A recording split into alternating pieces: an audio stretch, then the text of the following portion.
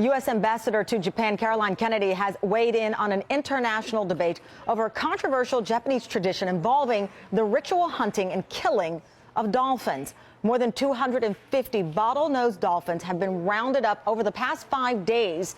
A conservationist group tracking the hunt says about 40 dolphins were slaughtered, while 52 were kept to be sold to aquariums.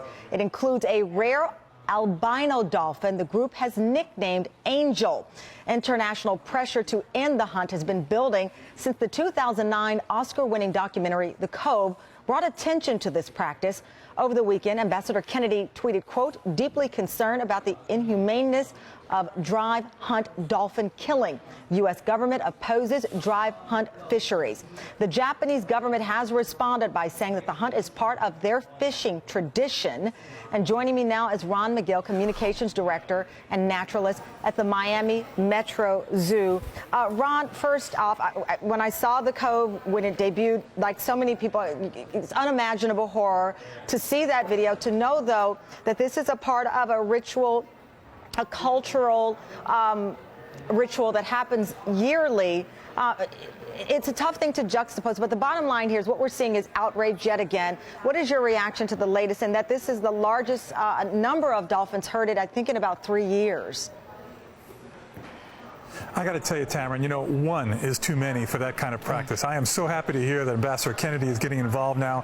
Hopefully the weight of her name can make some kind of difference here, because this is, as you said, a horrific practice. No human being who could watch that film, The Cove, and watch what happens to these animals that really are one of the smartest living things on this planet could stomach that. I don't know how anyone can stomach that. To say that's part of a culture is to just almost kind of support mass murder in a way, in the sense that these animals really are, they're so incredibly intelligent, and they're so bonded as family groups. It is just nothing short of horrific to see what's happening there. The fishermen in the village say the hunt is part of their village tradition, and they call foreign critics who eat other kinds of meat hypocritical.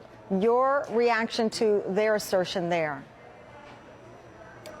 Well, the bottom line is that, you know, if these animals were being humanely harvested for meat, for food purposes, that's a different story. This is a survival thing where these animals are being humanely harvested and humanely put down for meat purposes. These animals are being cruelly herded into areas. They're slaughtered for not for meat. They're slaughtered for an entertainment purpose, and that doesn't work. That doesn't pass the smell test at all. For example, this albino baby dolphin, they've nicknamed Angel here. It got a lot of attention because this particular calf is worth millions. So with people putting pressure on the fisheries and that village, what about the pressure on these aquariums and these places that are willing to shell out millions for dolphins like this particular one that's so highly valued right now?